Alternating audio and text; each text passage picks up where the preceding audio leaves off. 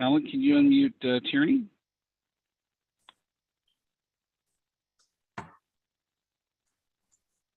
You know, John, I can ask her to, but I don't see any more commands than that. Yeah, all you can do is ask her, and then she'll. I think it was just unmuted. Can you hear me? We can. Yep, we can hear you. Hi. Good evening. Tell us about your business, Tierney. Uh-oh, hold on. Can you guys still hear me? I just got some type of message. Yep. Okay. Yeah, it's you got to give permission to be recorded. So. Okay. Yes, we can hear you. Okay, so yeah, my name is Tierney Martins. I own a travel agency called Great Escape Travel, and we focus on tours and trips in Italy and France for the wine enthusiast. Nice. Awesome. And Carrie, I'm going to introduce you in just a second. Alan, can you tell us a little bit about yourself? Sure. My name is Alan Reeves. I have an IT company called Mouse Calls that turned 24 years old yesterday. Wow. So I'm an old hat. Congratulations, man. I appreciate that. I've founded 4 companies. The newest one is an identity theft, dark web monitoring, and credit monitoring protection service. And that is still in its very nascent stage, which is always a lot of fun. You get back to the excitement of the startup mentality, and we're having a lot of fun with it. We've got radio commercials starting next week in a couple of states. Awesome. And for those of you that don't know me, my name is John Pirate. I'm the business doctor. I'm the host of the show. Along with my co-host here, Alan Reeves. I've been building companies for 31 years.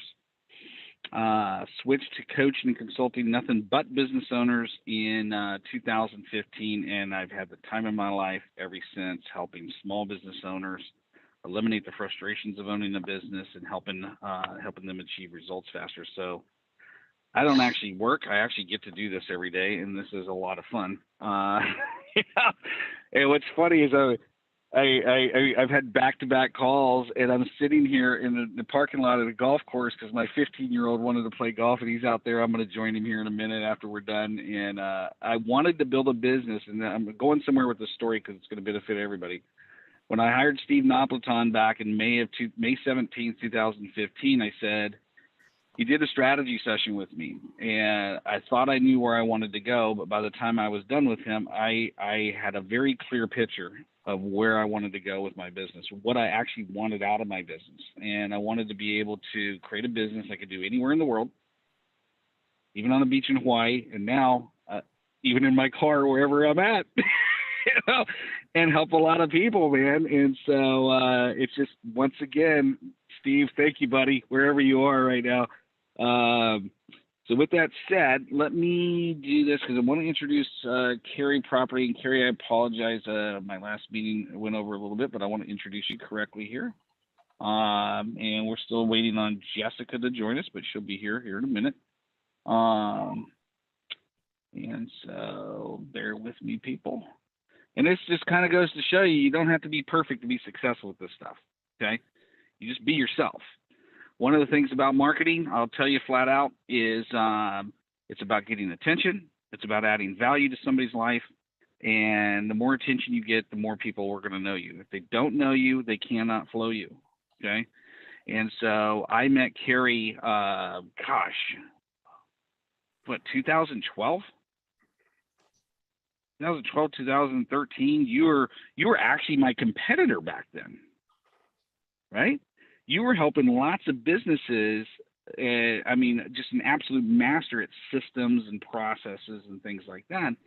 And now you've evolved into literally one of my key strategic partners going forward because you're dealing.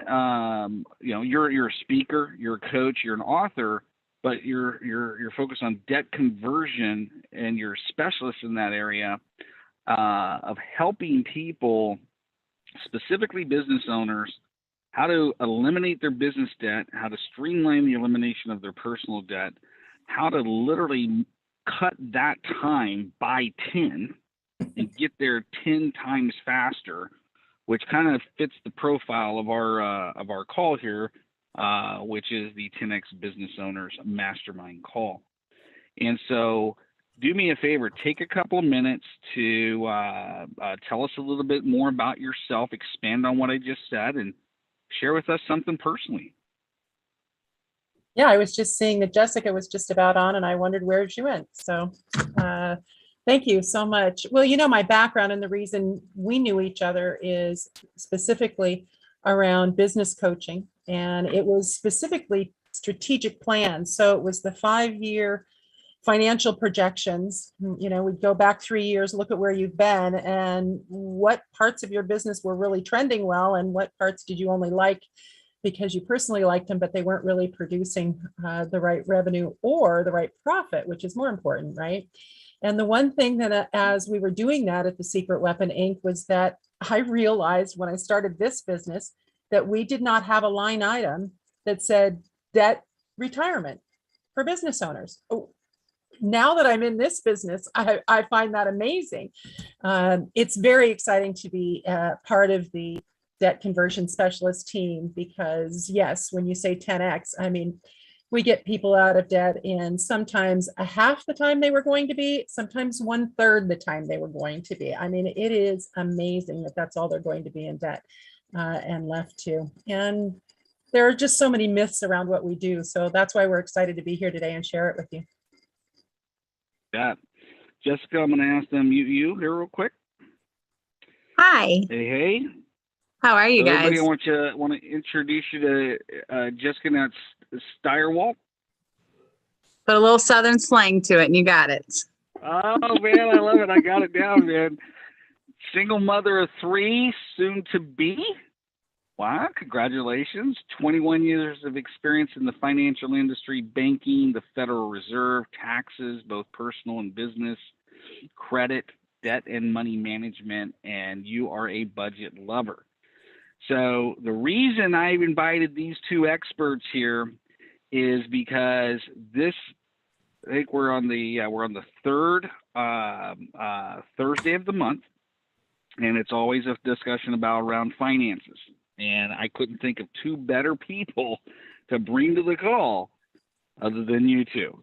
The other thing is I'm a client of theirs. So everything that I have to vet anybody that comes to this call, and I will put my own brand, my own name behind the work that you guys do. The process that you've taken my wife and I through, I can't wait to see what your plan is for me, by the way, when we meet on Monday, but I'm super excited. So everything I've just shared, do me a favor, Jessica, expand on that, and then tell us a little bit something about you personally. Absolutely. So I do want to not expand on one point. I'm not a single mother of 3 soon to be, meaning soon to be entrepreneurs, not soon to be. Okay. Yeah. Well, I'm reading your note that you sent me here. Yeah. Just wanted to clarify. Sorry. Okay. I'm like, I read your note verbatim. Thanks for clarifying that. That's all good. You don't have to be a professional to do this stuff. Right. We say that all the time. Yeah, I was going to say, I hope that I did include the word entrepreneur because no, I am I'm good. They're 12, 15, and 20. And I don't want to do it again. I don't want to start over. No, I'm done. Yeah. So exactly. I did want to clarify that. But so one thing about me, I am a budget lover, but it actually started when I was 8. So my father taught me 3 things. He taught me how to shoot a gun. He taught me how to change a tire, and he taught me how to budget. He taught me what money actually meant in this world. So he came home when I was 8 years old he was one of those get rich quick kind of guys. That was just the mindset he had. And so he had a contract with Duke Energy because this was when computers were just coming out. So yes, I'm going to tell my age for a second here. Back in the early 90s, like-ish 90s, Duke Energy, computers were just coming out, right? So they weren't in a lot of people's houses. That wasn't a common thing in people's houses. But Duke Energy was one of our big power sources here. And every 2 years, they would clean out their entire computer, like everything. Every computer got replaced every 2 years. So he had a contract with them where he bought them wholesale. He'd take them home, clean them up, put solitaire on them because that was the game back in the day. Like you had to have solitaire on your computer. Okay, y'all know I'm telling my age, like really telling my age right now. And so then he would take them to flea markets and sell them. And so he came home one day after spending the entire day at the flea market with a stack of cash and said, "Tell me how much I made today." Those were the exact words he said. So being 8, I didn't really understand what he meant. So I started separating the money and counting it up. And I told him the total. And he was like, "That's not what I asked you. I asked you how much did I make?" And that was my introduction to profit and loss and balance sheets and how money works with leveraging time. And it opened my eyes to a whole new world. And so essentially I started writing the budget for my household at 8 years old. I've been writing them ever since. And that's just been a part of my life. It was a coping skill. It still is a coping skill. I love when things aren't going right in my life, I'll sit down and work on a budget because it's just the numbers are calming to me where they aren't most people. So yeah, numbers, and that's my love language. That's awesome. That's awesome, man. And what's interesting is I was just talking to a brand new client of mine, Tierney here, a couple of minutes ago before this call, and we were talking about some strategies on how to expand your business without spending a dime on marketing. Okay, in the beginning, most people really don't have, people go, "Well, it takes money to make money." Well, my personal mentor, Grant Cardone, was the star this last season of Undercover Billionaire, right? So they give you $100, they give you a truck, a cell phone. You're not allowed to use your name. You're not allowed to use any connections that you have. They drop you off in somewhere like freaking nowhere. Like, I can't believe where they dropped him off. I'm like, and you got to build $1 million business in 90 days. Okay, it's got to have $1 million valuation. And they audit it and they test it and all that stuff. And I'm like, okay. So at the end of the 90 days, he did $5.7 million. Okay. And just to prove you don't need money to make money. Okay. You need strategy. You need skills. You need to know how to market. You need to know how to sell. There's 4 areas of business. You need to know how to market, sell, fulfill, and you have to have the administrative side of your business down. But marketing and selling are the holy grail. You've got to know how to get customers. And so I met Carrie back in 2012, 2013 when I was doing sales training. I thought, man, I'm going to sell this IT company. I've just built the 4th one. I'm like, I'm done. I don't want to talk to another engineer the rest of my life as far as owning a company. And so we met while I was a sales trainer, and she was doing business strategy at the time. And then when I switched to business strategy, I'm like, well, now we're competitors. I mean, I like Carrie and everything, but and so one of the strategies I was talking to my new friend Tierney here is like the power of a power-based strategy. And power-based strategy, and I'm going somewhere, and we're going to land this on finance here in just a second because you ladies got some valuable information you can share here. But you got your family, friends, relatives, contacts. Okay, you've got your customers, past customers, your business type clients, and it's 2 different approaches. And most people, when I share that, they go, whoa, this isn't like Amway, is it? This isn't like a network marketing thing you're about to share with me, is it? I'm like, no, man. No. All you got to do is take the law of sowing and reaping and put it on steroids. Meaning, I'm going to call everybody I know. I did this when COVID hit. Grant told me to do this right when COVID hit. He's like, stop marketing. Don't spend another dime on marketing. Okay? Everybody. I was in a mastermind group with him. There's 100 and I think in that particular mastermind group, actually the inner circle group, 115 business owners. He said, everybody stop marketing right now. You cancel all Facebook ads, cancel everything, okay? Now you're competing against COVID, you're competing against the presidential election. You're not going to be able to spend enough money to even get noticed, okay? Which shut down a ton of marketing companies. Instead, he said, we're going to run a power-based strategy. This is in his book, If You're Not First, You're Last, okay? And I was like, you're insane, dude. I've got all this stuff going. I got all these funnels created. I mean, it's like you're crazy, right? And so basically you call up somebody I got a recording. I'm not going to waste too much time here, but basically you call everybody you know. You just whip out your cell phone. You don't even need a script. You know, you just whip out your cell phone, start going through your contacts. The very first person you recognize, hit call. Okay. Hey, Joe, John Pyron, what's up, man? John, dude, I haven't talked to you in 3 years. Yeah, I know, man. How have you been? I was going through my phone. I saw your number, thought I'd connect with you. How are you, man? What are you up to these days? How's your family? How's your friends? What are you doing these days? At some point, he goes, well, what are you up to? Dude, I'm glad you asked. This is what I'm doing right now. This is exactly the impact I'm making. This COVID thing is crazy, you know, but we're kicking butt and taking names, man. If I could ever help you out with anything, I got a massive network. Anything you ever need, you call me and I will make sure and help you. Man, John, that's great. Thanks, man. What can I do for you? I'm glad you asked. This is what I'm looking for.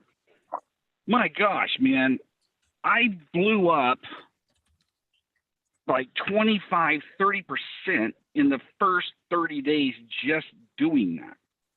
And I'm like, crap, man. So here's my point of me telling you this. Whether you're starting a business from scratch or you have an existing 24-year-old business like my buddy Alan Rees. Alan and I have been together for 6 years. Okay. And when we came together, literally Mouse Calls was like going to be shutting down. Okay. And I know, Alan, you don't mind me telling the story because this is a plug for Mouse Calls. So we got together, we looked at Alan's skill set, we looked at Cheryl's skill set, we looked at, okay, here's the clients that we have. We created 3 new packages that are just, they're still selling like hotcakes today, man. It's like the home user, you know, we got a program for them. The solo entrepreneur that's a single business owner or under 5 employees. We created these things called VIP plans.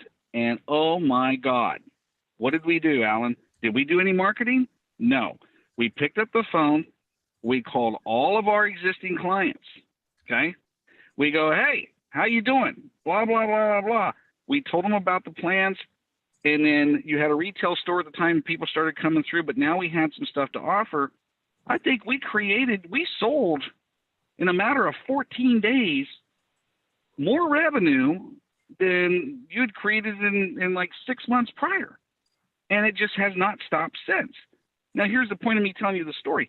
You don't need money to make money.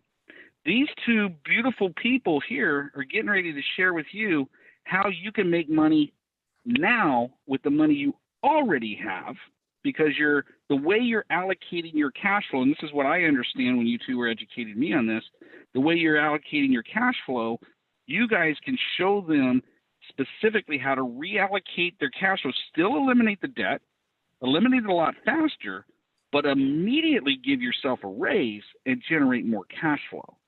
With that said, talk to us. Okay? Tell us about your program here. What is something that these people can take away from the call today, whether they connect with you or not, that they can take action on and have success?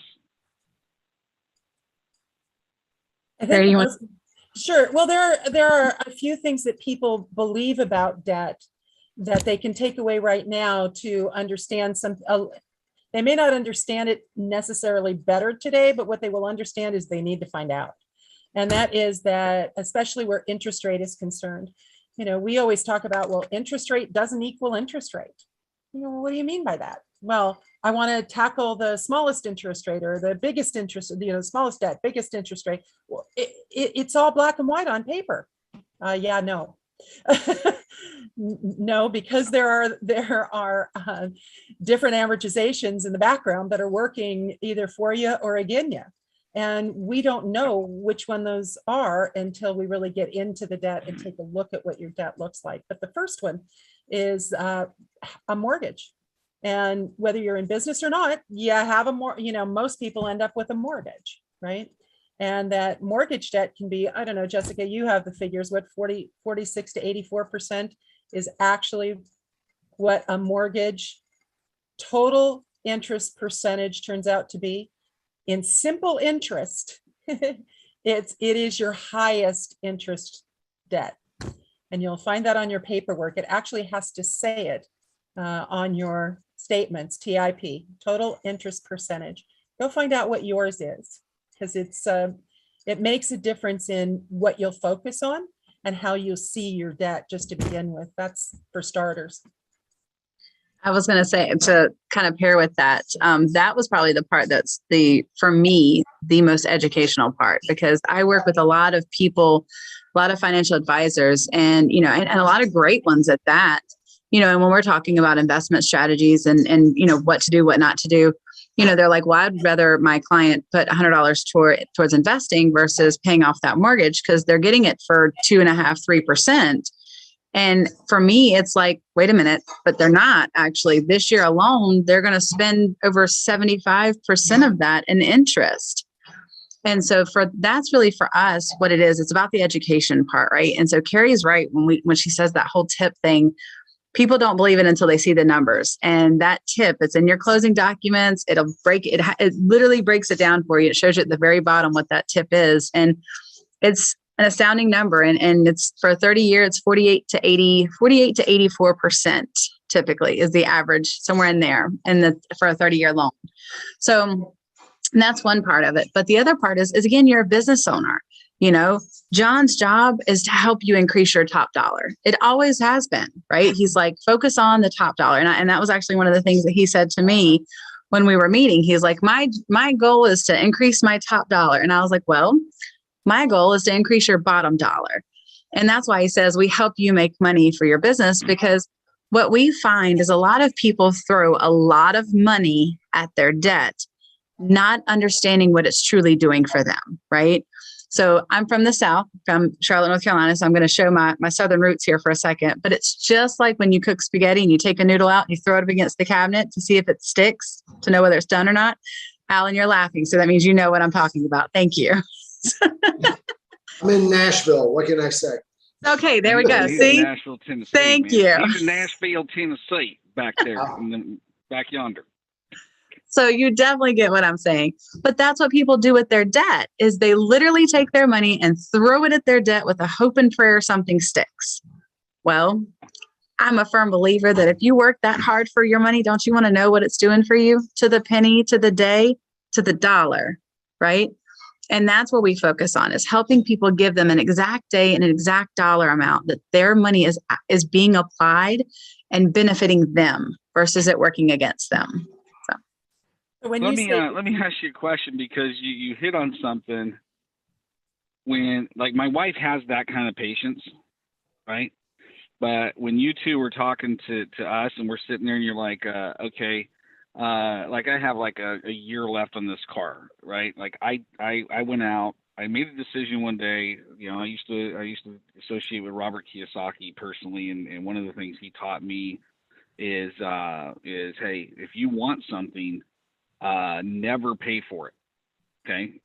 Always go out and find somebody else to pay for it. Right.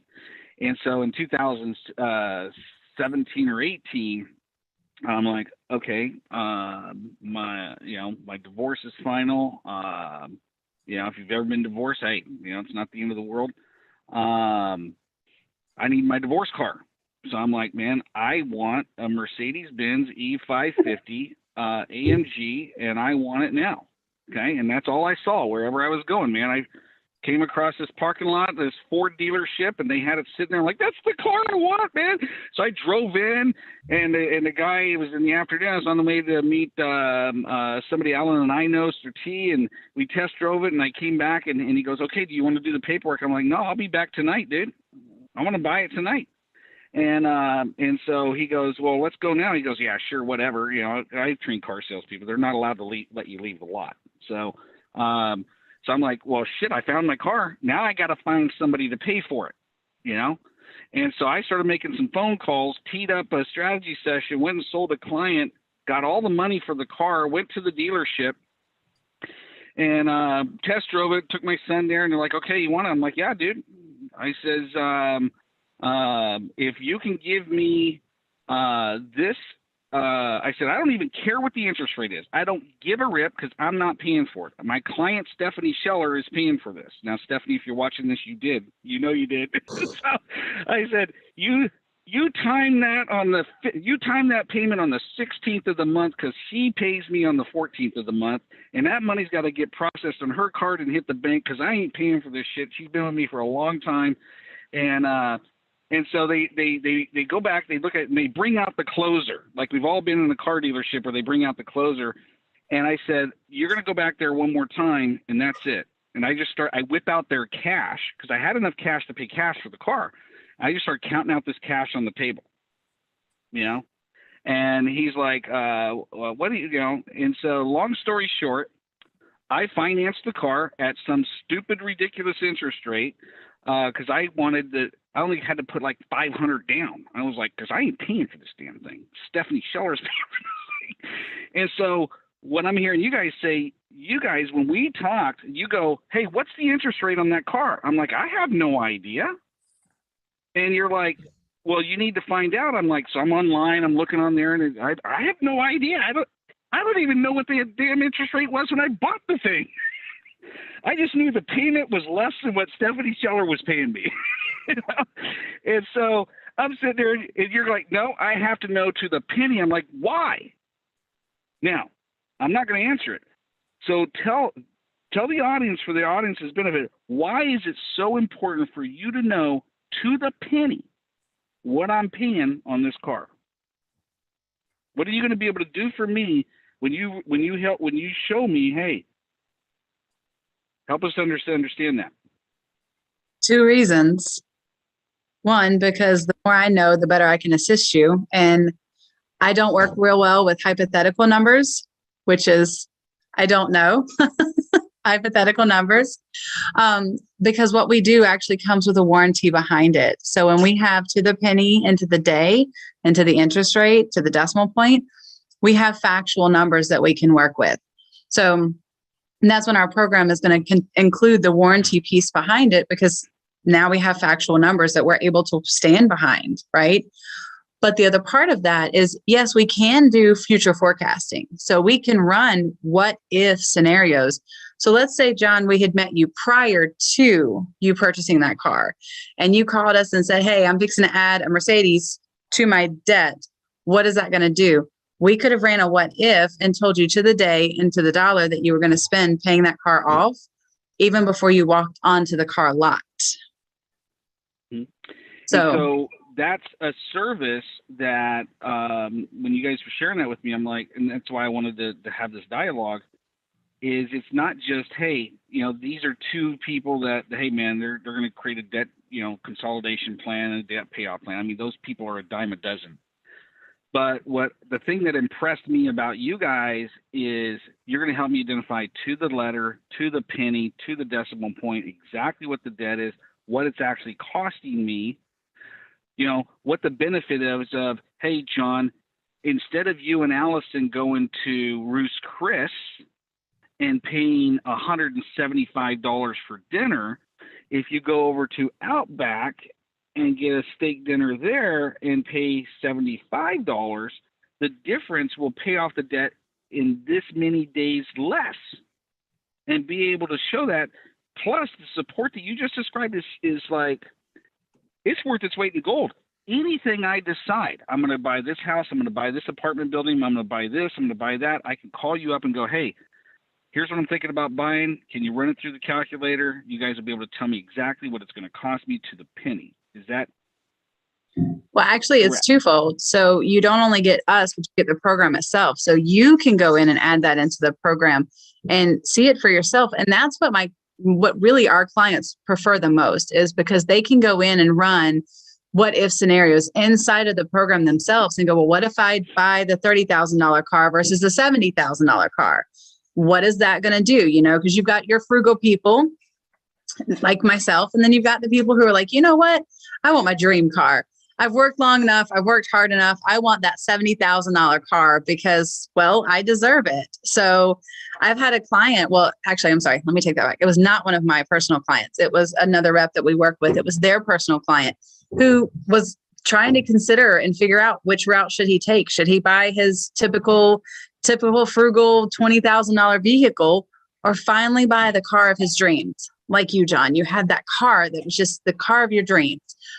So he went to the dealership, found out, plans and everything else, and came back home, threw it all in the program, and realized that that dream car was only going to add 10 months to his final payoff. He's like, dude, I'm walking away with my dream car. Like, this is it. Yeah. Yeah. Somebody that I'll be doing a And webinar so- with in just a little bit, but what she found is the same thing. An investor that she has, one of her clients, they wanted to buy a duplex, and they were looking at how much it was, what all the interest rate, everything that was, they thought it was a good deal. They went out to the car and they were able to plug it in to the system and say, so is this a good deal for us?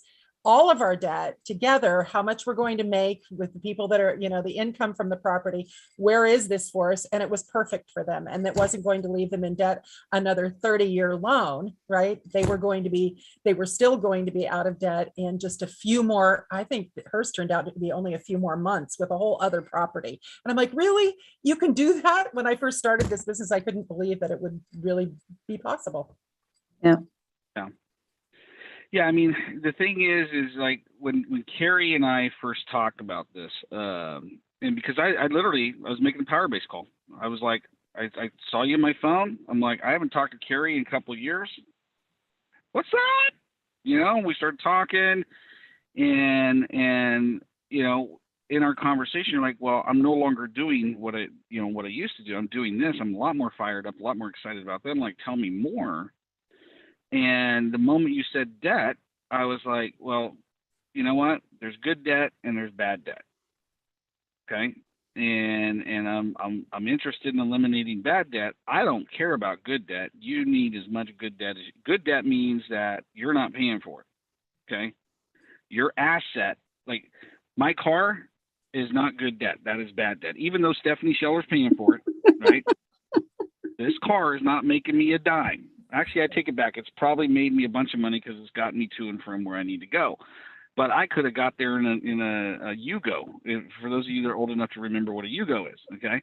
I could have got there in one of those little bitty box cars that you can, I could have got there on a moped, so, but at the end of the day, it's like good debt is like, hey, it's an asset, a business, a real estate property, a program, whatever, that produces money to pay that debt. You're not paying it debt. It's not being paid through earned income.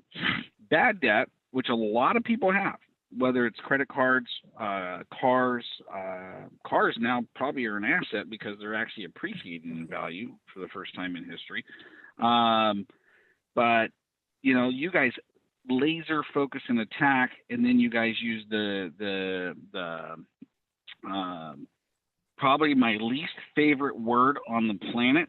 And I was like, you were trying to get me into a cult or something, as you use the word budget. And I'm like, no, this can't happen. It's like, I've always looked at it, if I just focus on the top line number, I don't need a budget. And what I've been very impressed with both of you is the mindset shift that I've had, because not only am I master at creating that top line, but you guys have showed me how to squeeze every ounce of money to that bottom line and eliminate unnecessary expenses that I quite frankly don't care about. I still don't care about, but I'm adding up the numbers. I'm like, shoot, man, that's more cigars, whatever, right? So, hey, I want to open it up for some Q&A, okay? And because this is being streamed on live on YouTube, you only appear on that YouTube when your video is on. And so on this call, we want to take your questions. Your questions could be anything about finance, preferably because that's our theme today. You can ask myself any questions you want about business strategy, sales, marketing, etc. Alan's an absolute master at technology, and in my opinion, one of the best marketers I know. But you got to have your video on, okay? So that way we can see it. And if you want to ask a question, just raise your hand or wave, and I'll unmute you. Chris, I'm just going to call on you, man. How about that? Because I've known Chris Martinez forever. Hey, What's up, excellent. brother? They're doing great, doing great. Carrie and Jessica, thank you so much for taking time to share with us. I've been actually working on debt. Now, I'm going to be frank and open with everybody. And I renegotiated my loan for my house, right? And I ended up with a 50-year note, which is ridiculous, right? So my goal right now is to improve my credit score so that I can pay off my house faster using simple interest debt. And my process is taking my cash flow and putting the majority of my cash flow into the debt. Now, the analogy that I like to use is I'm going to use a credit card, for example. If I have a credit card that has $1,000 limit and I spend $500 of that, and then I pay that $500 before the 30 days, I don't pay any interest. Am I right?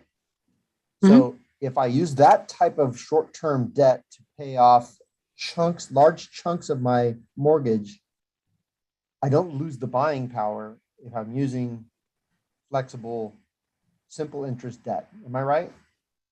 Yeah, I'm following you so far, and there's nothing I would disagree with yet. So and the other analogy I like to use, because I was trying to explain this to my wife, is if I was to try to pay off my car and I have a fixed number of payments and I double the payments, and then say 2 weeks later, I say, oh, you know what? I need to buy tires. Well, that money's gone. I can't ask for it back. I lost the buying power that I have with my income by trying to pay off that debt faster. So it doesn't behoove me to pay off one type of debt with just cash. Well, I'm going to just say that one of the myths about debt payoff is that you have to use all of your disposable income to do it. We just worked with a client, and we only used $11 of discretionary income to pay off his debt from 24.1 months down to 11.4 months. And he will save $94,000 because it's algorithms that work. It's the timing of when you actually pay it matters. Whether you're paying it in small chunks or you actually put it in one, you set it aside and put it in big chunks, it matters. So that's what this system with all of the algorithms does for you, as opposed to you having to do your 6 spreadsheets for your 6 bills and then having to redo the spreadsheet every time you move money. It would take hours and hours. That's what our system does. Awesome. So, awesome. And I'm going to applaud you, Chris, because at least you're doing something. Okay. Let's start there. At least you're doing something. I've seen more 50-year mortgages than I would like to say I have, sadly. But it doesn't mean that you have to stay there. So like I said, I applaud the fact that you're trying to do something. Now, my part of it is I haven't disagreed with anything you've said, but my question, and I know Carrie harped on the time piece, which is huge, but how do you know that's the best use of those funds at that available time and the amount, right? And so both of those play a huge factor in this. And so I would say, again, coming from where we come from, we've seen things happen with minimal discretionary to where you're not changing your lifestyle. You're not having to, if you do move money from here or leverage money from here, you're not having to make sure your payment's paid on this date, because what happens if you miss a payment? Now you're paying interest on that you didn't necessarily need to pay. So there's a lot of moving parts that you're creating for yourself that this streamlines that process. And it's step by step right there in front of you. And you just follow the instructions. That's it. Yeah, I calculated about 10 years to pay off a 50-year note. And it, like you said, it doesn't impact my budget because that I don't lose the buying power. Right. I'm taking advantage of the calculations, the interest calculations on the revolving debt. Yeah. Oh yeah, I would love to talk numbers because I'm intrigued by what you're doing, but I would say that I could add an extra level to it that would take it just a little bit farther. Yeah, I'm actually, it's pretty much in theory right now. I still have to get my credit back up and do some things to qualify for some of these notes. So. See, the thing is, you don't have to worry about your credit because we work with active current debt. So whatever you have, we work with it. We aren't Oh. working with refinance. We're not Good enough. working with consolidation. None of that is part of our program.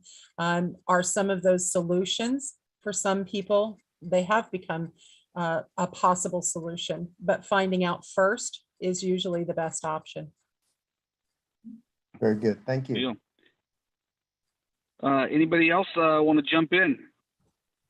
Raise your hand, and I will unmute you.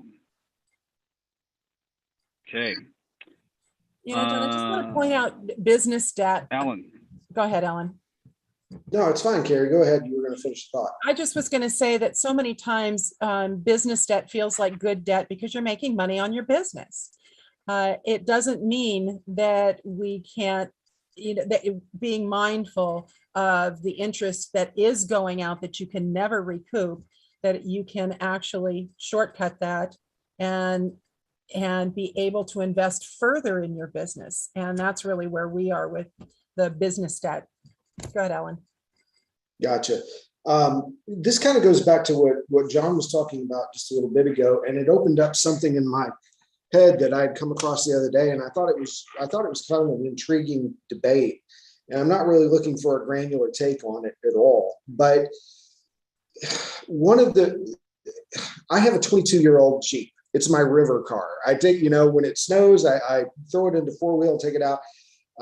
During the summers, I take it to the river and float the river. And, you throw anything in there. Don't worry about getting it rained in. Don't worry about getting it dirty. But I'm a member of a Jeep forum, and there's a very extensive conversation going on right now, and it has to do with used cars and, the skyrocketing values that we're seeing right now with used cars.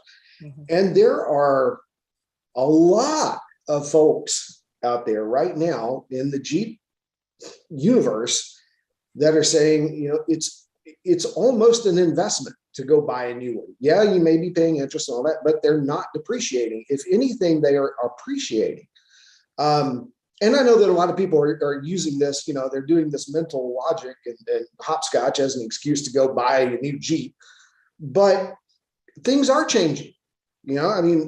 Housing here in Nashville is insane. Like in the neighborhood that I used to live in, there was a house that sold for $144,000 10 years ago. It's on the market now for $410,000. Mm-hmm. So how do fluctuating prices and values of certain commodities come into that equation? How do you account for those variations? So I'm actually going to take this back to the whole topic John had about the good debt versus bad debt. So that in particular, when you're buying a house, you're buying a car as an asset, so to speak, right? We're considering it good debt because it's an asset. It's something that I'm buying, it's going to appreciate over time, that I'm going to make money off of at some point, right? For us, it's one of those things, and especially in the market today, because houses are selling for way more than I have ever seen them sell for. At some point, the market's going to shift. And then what, right? Because let's say you bought the house for $400,000, but the market shifts in 2 years, 3 years down the road, and the value of that home drops down to $300,000, but you still owe $380,000. Yeah. That means you're technically upside down. Then what, right? So for us, it's more about focusing on the here and now debt and creating a game plan that pays it off in as fast as mathematically possible for the sole purpose of creating more equity so that you're either ahead of the curve or you correct the curve as soon as possible, or when you go to sell, there's more money to be made. So it is a true asset, right? So basically, if you don't have the debt, you're really not a victim of circumstance. Yeah, maybe you do, maybe your house is worth less than it would be, but you're also not upside down on it. You're tackling it now. Okay. Yep. Thank you. And same thing applies to, go ahead. I was going to say, I found it pretty interesting when I first got into this. I didn't realize for the most part, we pay for the equity in our house. So if you have a 30-year mortgage and you have a $200,000 loan at 4.5% and you sell it for $365,000 later, you've paid for every dime of that $165,000 in between with your interest, right? And so we think, oh, I got a windfall. Well, not really. You've been paying for it all along, right? If it's not as inflated as they are now. So it's something to consider when we do this. And yes, of course, the mortgage allows us to get into the house. Nothing's wrong with that. But knowing what you could do by eliminating some of that debt quicker, and as Jessica says, have actually more equity in it, gets exciting to watch people be able to do. Yeah, Yeah, absolutely. I mean, the house, I mean, if you look at it from the actual standpoint of what an actual asset is, right? So an asset produces cash flow. Okay. Hands down, a good solid asset. If you go back and read the book Rich Dad Poor Dad, the cash flow quadrant, Right. anybody like this, follow Cardone, an asset only becomes an asset when it produces cash flow. So when you buy a house and you put 0 down, or you put, 10% down, or you got some of these people from, I live in Northern California, so you got a ton of these people doing, in my opinion, crazy stuff, selling their $1.2 million home in the Bay Area, coming out here, dropping, $800,000 cash on a house. Oh man, we got a house, it's paid off. Yeah. You got $800,000 tied up in an asset that ain't making you jack. Okay. Because you're paying taxes on the place, you're paying repairs and maintenance on the place. That is a thing that's costing you money. Oh, well, it's appreciated in value. You don't get to see any of that money until you sell it. Okay?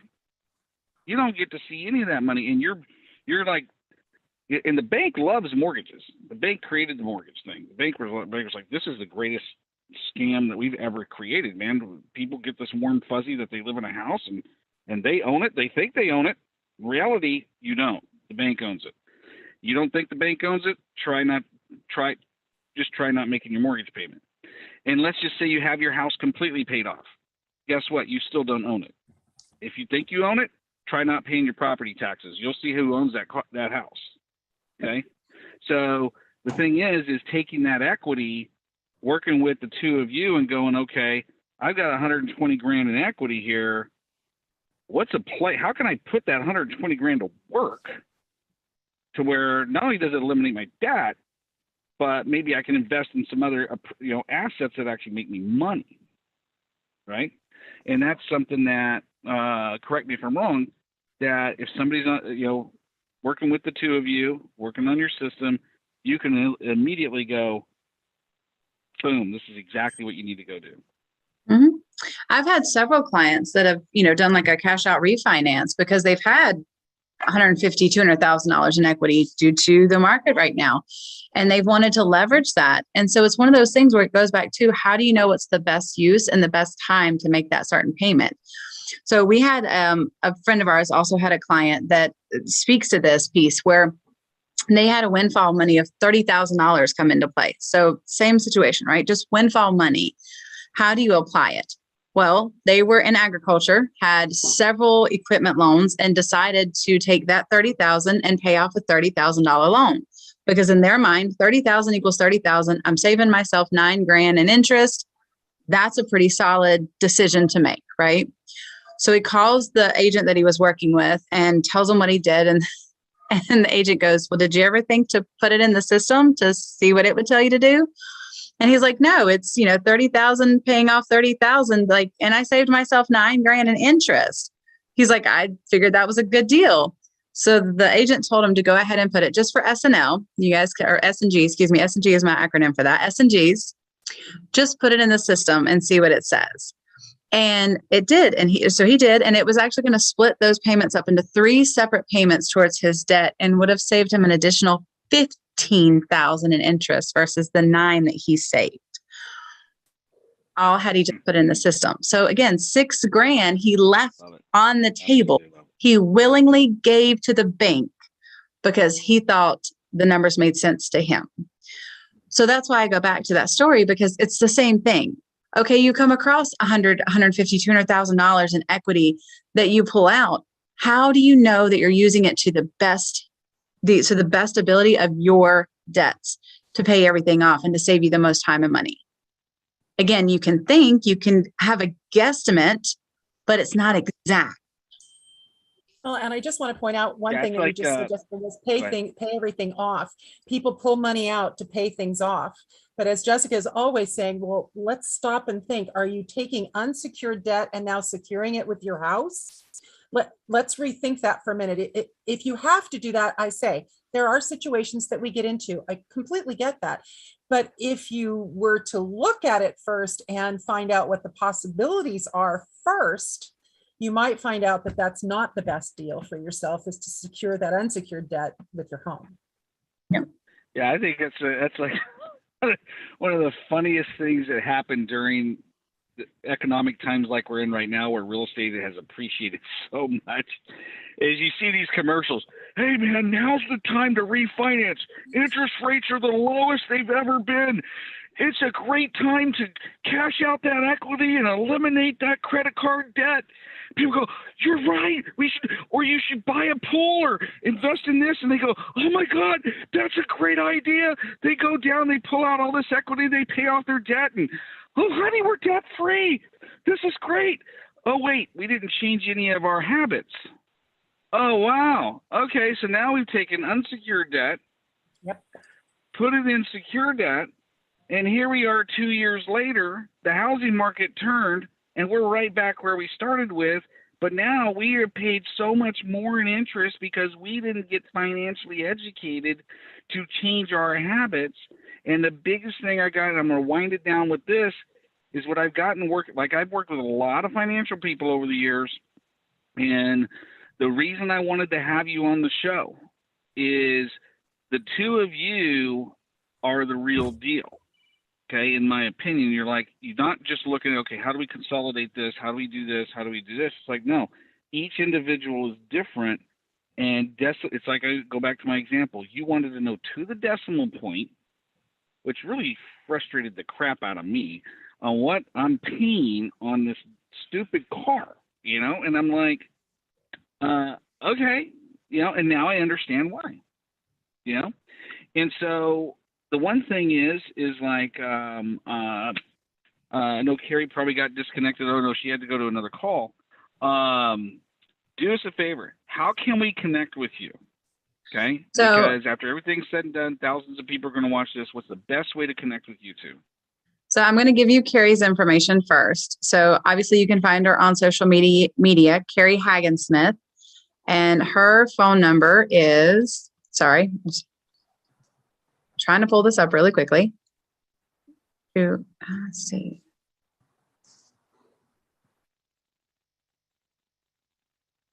Well, I'm overlooking your number. There it is. Carrie Hagensmith, 916-792-8897. Again, that's 916-792-8897. Or you can reach out to me, Jessica Starwalt, with the Southern slang to it. My number is 704-247-7530.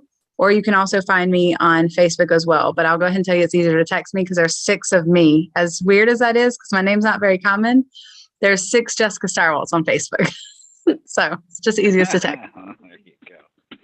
All right. If you want to reach out to Alan Reeves, you got anything that you need from a technology standpoint, mousecallsonline.com or shieldiq.com, okay, which I love, okay, because that program is going to change the universe.